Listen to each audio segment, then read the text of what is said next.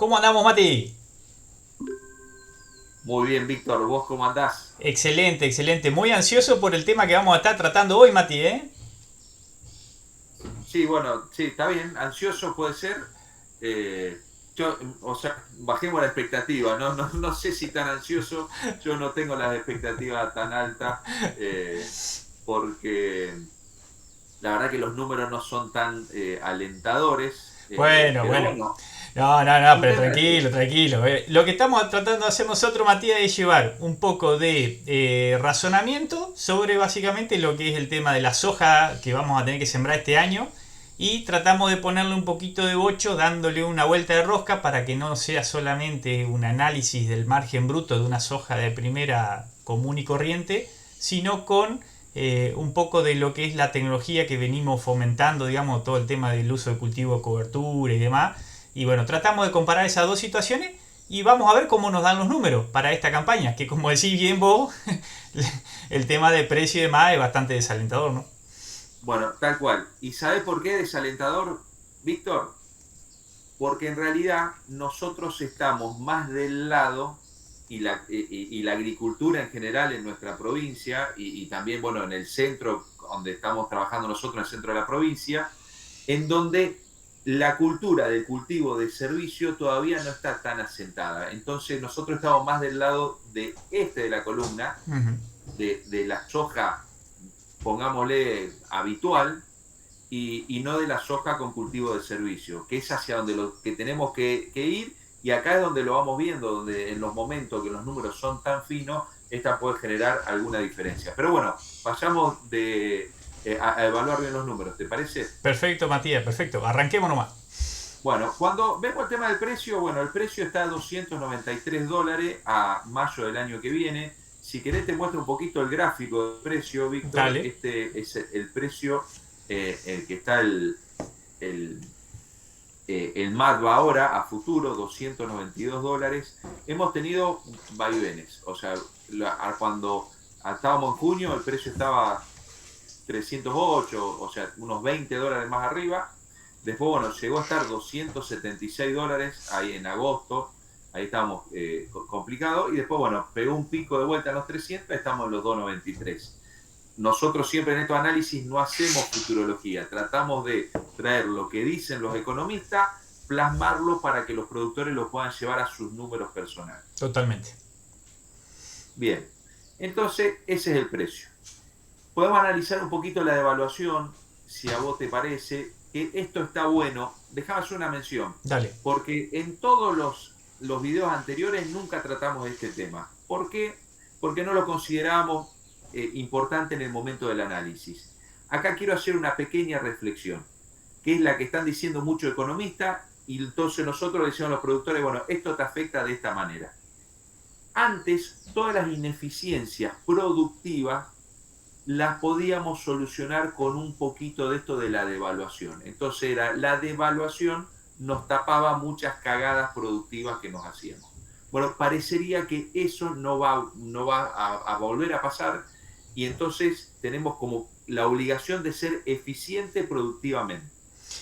Entonces, esto es muy importante para rescatar y decir, bueno, seamos eficientes. Nosotros ahora vamos a ver cuando los números son tan justos como una pequeña variación en algún concepto nos puede cambiar el resultado de manera considerable. Sí, Así que, entonces, bueno, para tener en cuenta, Víctor, ¿te parece? exactamente, exactamente. Escuchame, Mati, pero y te pregunto desde mi ignorancia, ¿no es cierto? Hasta incluso cuando uno ve la situación del mercado, tenemos una situación hasta incluso de apreciación o sea, como que se ha dado vuelta inclusive la pelota para el otro lado, ¿no?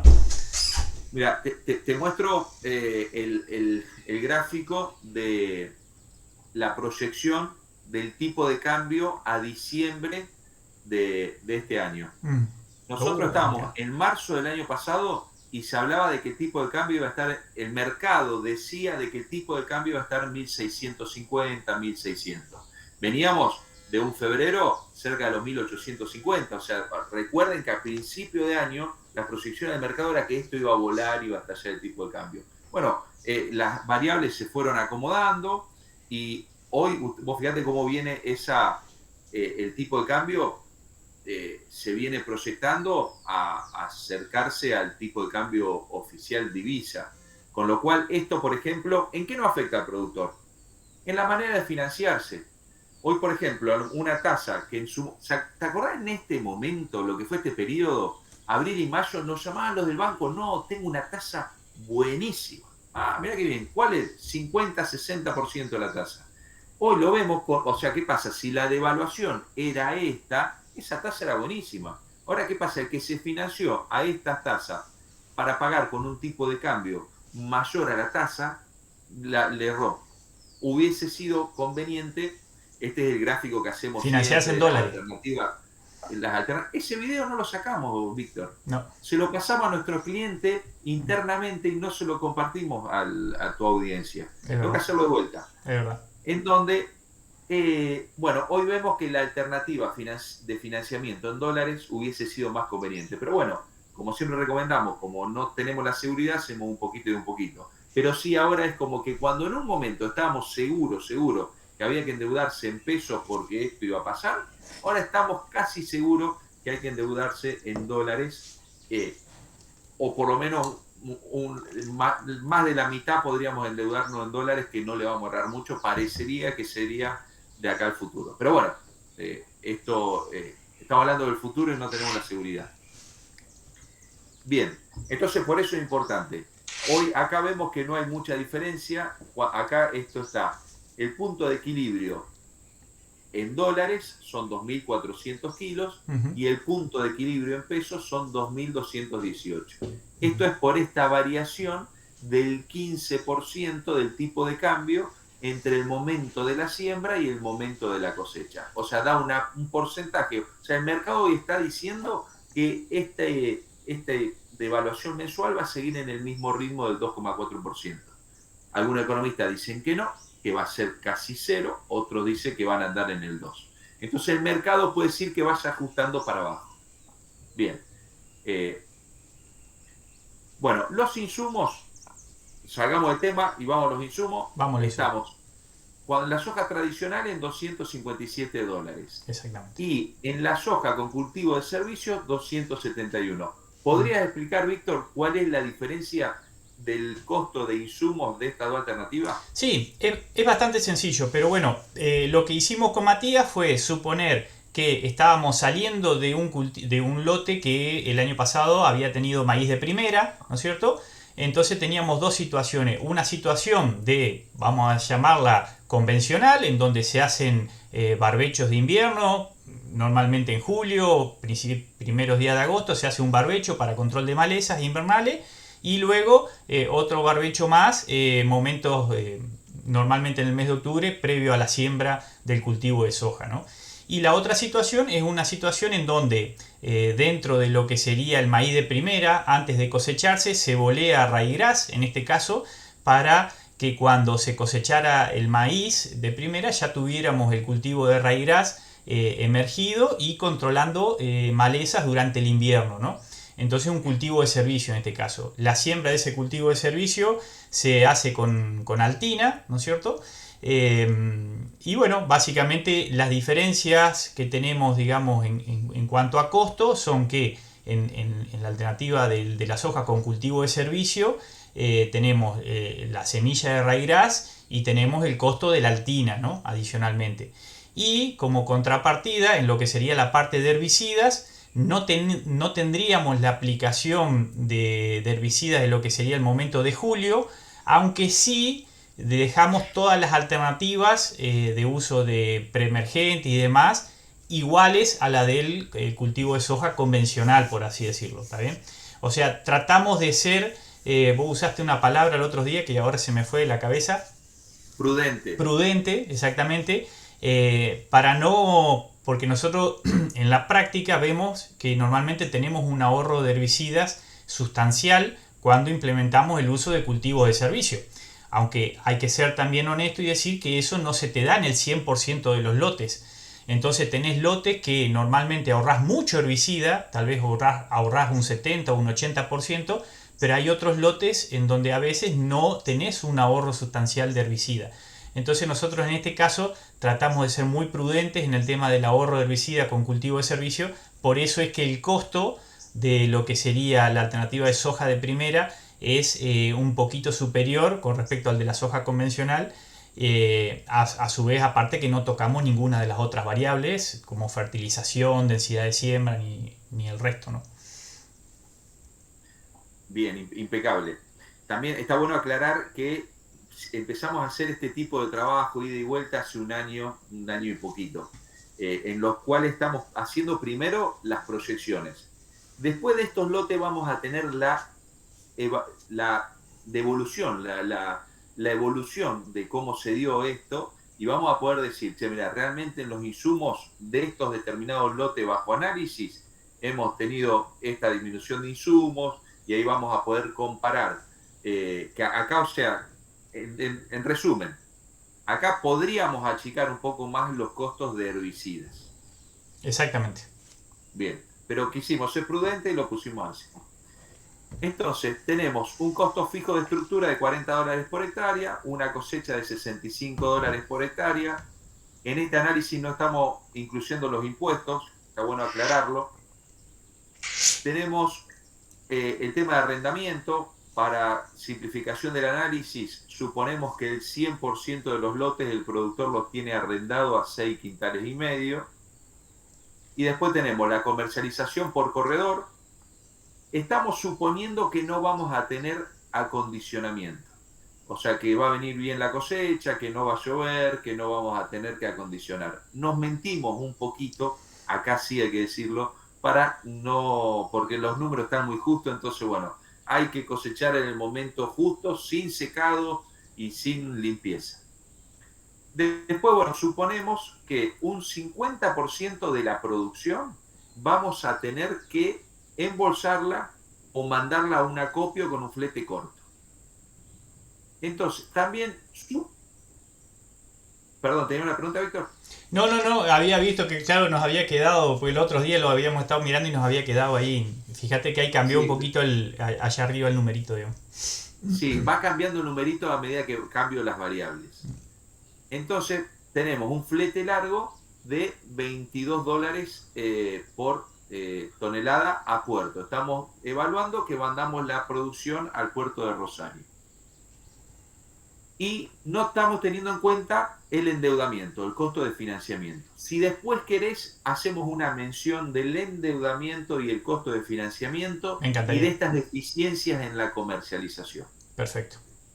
Bueno, entonces acá, Víctor, contanos, ¿por qué le ponemos a una alternativa de soja habitual 2.500 kilos y por qué una 2.750 kilos? ¿Por qué rinde más la soja con cultivo de servicio?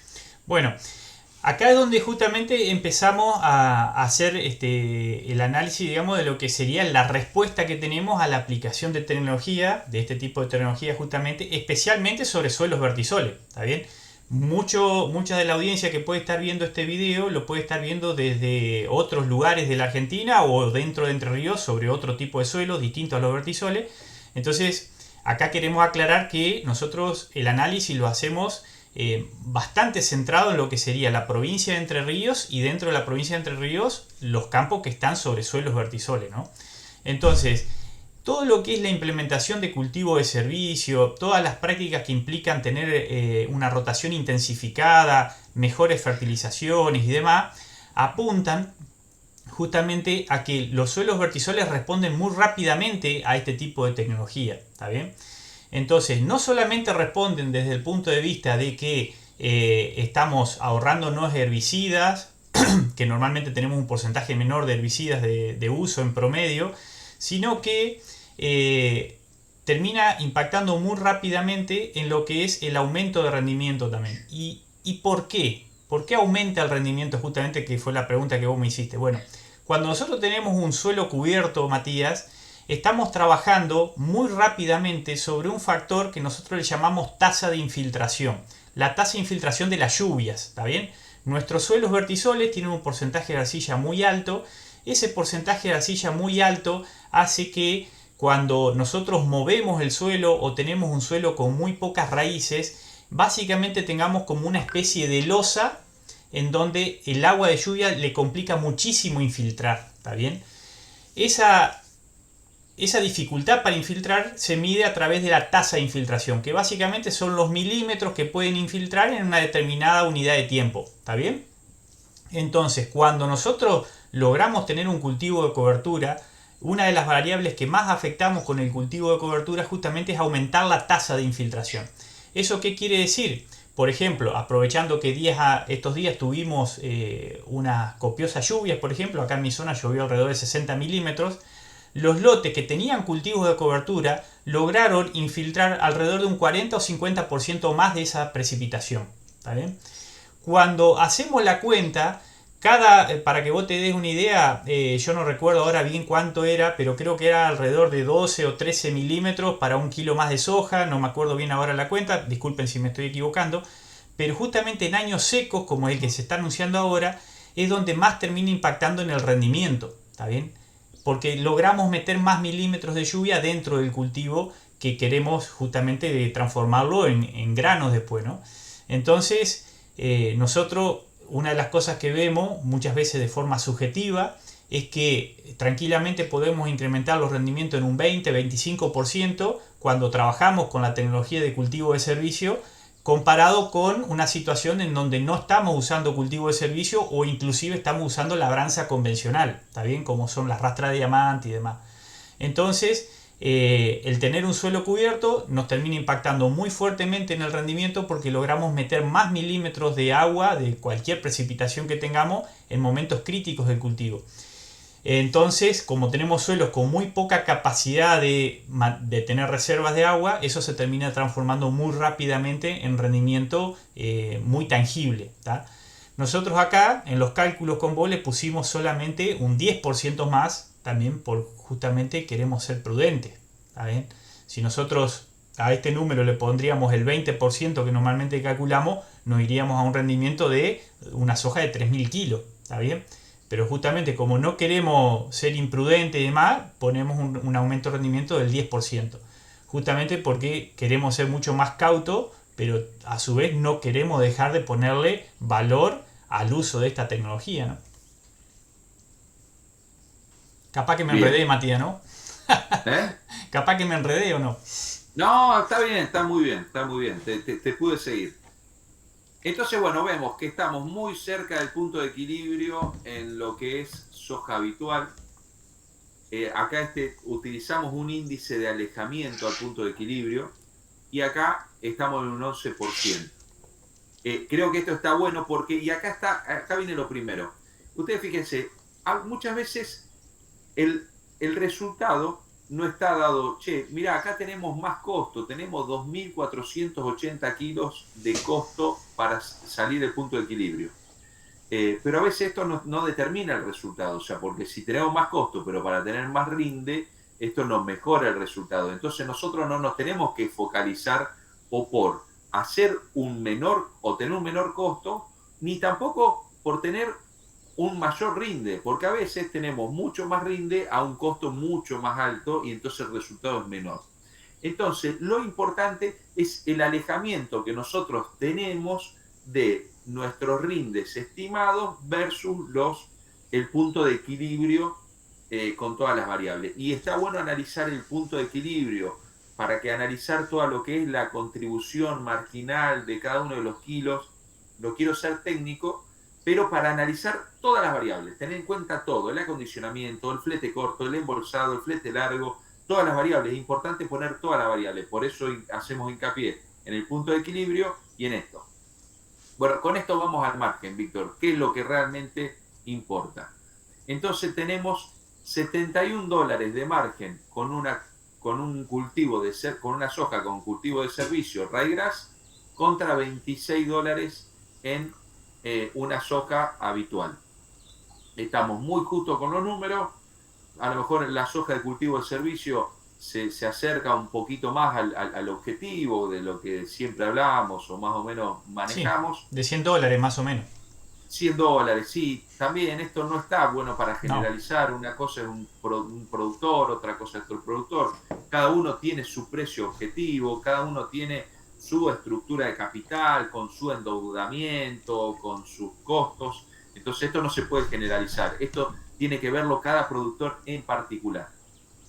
Así que esto es la primera conclusión. Estamos justo con los números. Está bueno hacer cultivo de servicio.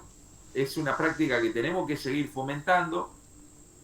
Y A ver, déjame acá hacer un ratitín más con el tema de la eficiencia. Bueno, si nosotros el otro día cuando estábamos haciendo las primeras estimaciones de esto, nos daba el margen $3.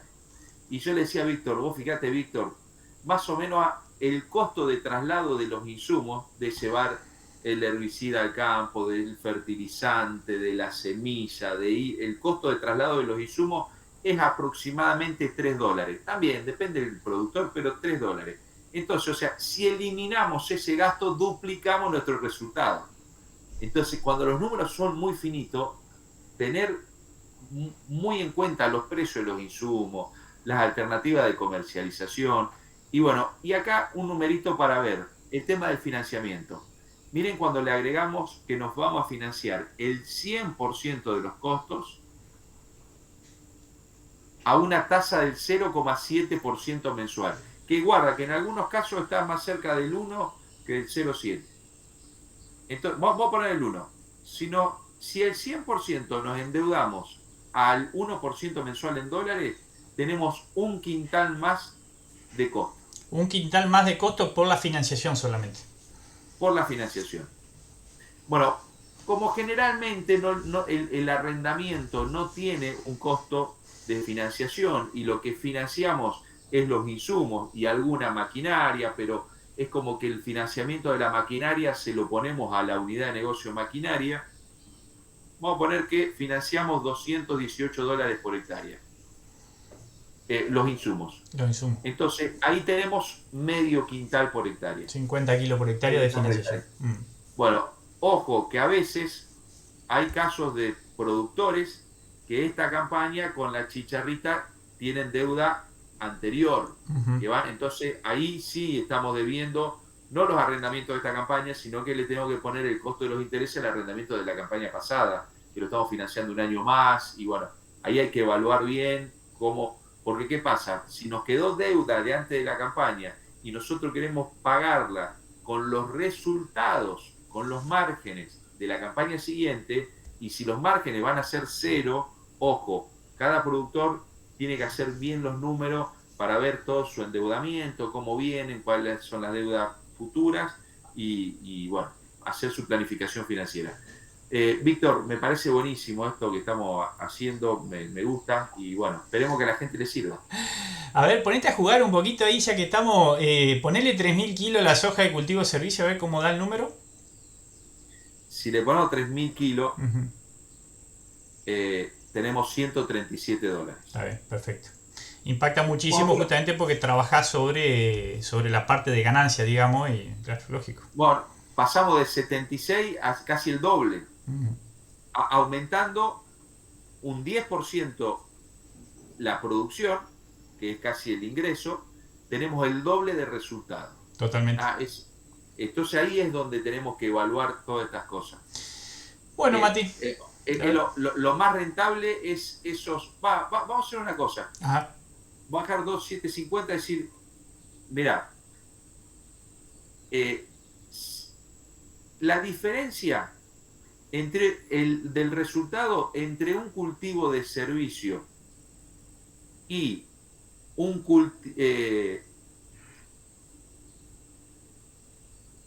entre el cultivo de servicio y sin cultivo de servicio son de $45 por hectárea. O sea, vamos a tener ganar $45 por hectárea.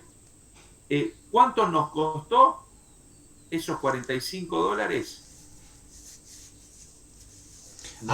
Lo querés sacar sobre el diferencial de costo. Claro, entonces decimos, nos costó 271 menos 257 de insumos y 86 menos 79.